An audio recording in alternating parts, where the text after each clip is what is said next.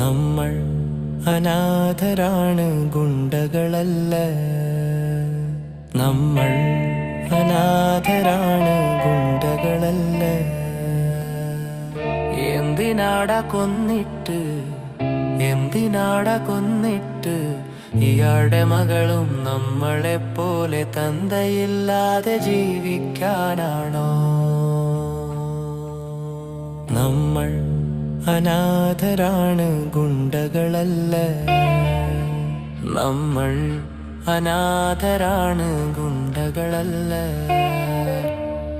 ജനിച്ചു വീണന്നു തന്നെ അച്ഛൻ മരിച്ചെന്ന ചീത്തപ്പേര്